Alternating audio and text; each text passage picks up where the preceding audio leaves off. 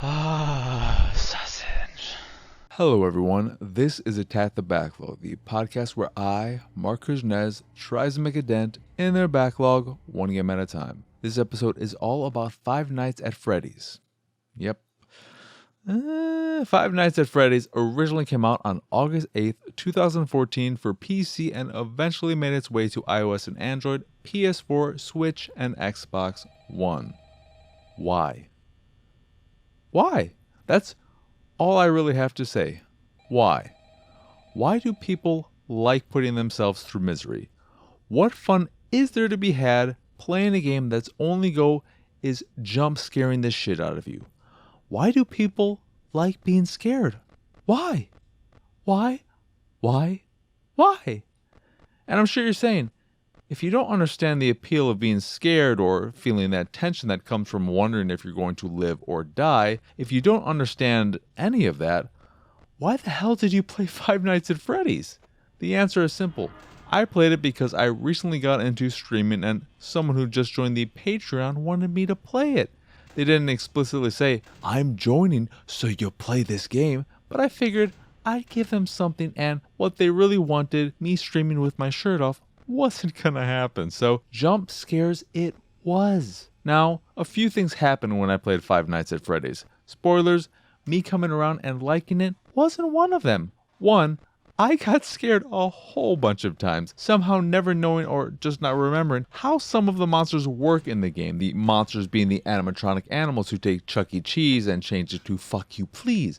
Two, I survived way longer than I expected. I didn't survive all 5 nights, but I did make it to night 4, which is 3 nights more than I thought I'd see. Does this mean I'm actually a pro gamer? Of course not. All this means is the game isn't that challenging in the grand scheme of things, and even a baby like myself can make it over halfway through the game. When I made it to night 4, however, and that one bastard who likes sprinting at you came out to play, that's when I was done. I gave it a college try and attempted to pass night 4 just shy of 10 times, but the closest I ever got was almost, but no cigar. There are accessibility options available to make it easier all the way to unlosable, but I opted not to use them because Five Nights at Freddy's is such a simple game, and to take away so much of what makes it what it is, it felt like I'd be doing everyone, myself included, and especially the people watching my stream, a disservice. If there was a great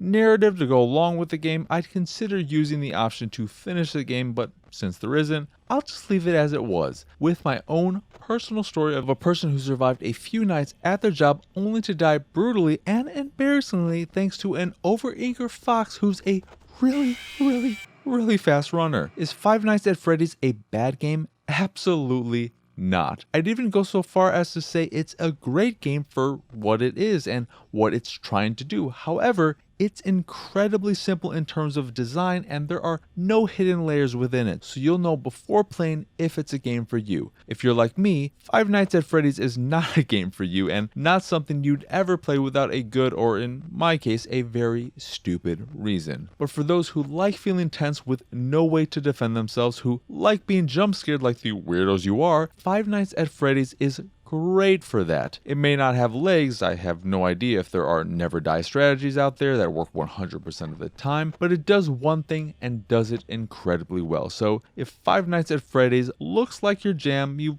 probably already played it a million times and have gotten nothing out of this video/review. You're welcome. Everyone else, you're also welcome. Everybody's welcome. What can I say? Except you're welcome. Anyway, that will do it for this here episode of Attack the Backlog. Once again, I am Marc. Y'all can find me on Twitter and pretty much everywhere at PXSausage. If you'd like to see me playing games like Five Nights at Freddy's, well, maybe not exactly like Five Nights at Freddy's, but you get the general idea. You can do so over at twitch.tv/PXSausage. If you'd like to check out the videos I make, you can go over to youtube.com/pixelated sausage. There's a video for this here episode. You can watch my gameplay of me getting scared. You won't see me getting scared, but you'll see the things that happen to me. So maybe do that. Again, youtube.com/pixelated sausage. If you're not already doing that, if you're already here, hit that like button, subscribe. And speaking of Pixelated Sausage, that's my site. And if you want, you can go over to it at pixelatedsausage.com, where you can find this podcast and the Pixelated Sausage podcast, both of which are available on podcast services across the globe. You can also check out my art, and if you see something you like, you can purchase a print of the piece you fancy. And if you fancy the site in general and anything that we do, please go over to patreon.com/pxs and support us that way. As always, thank you for watching or listening. I hope you enjoyed this here episode, and I hope you have a wonderful, wonderful rest of your day.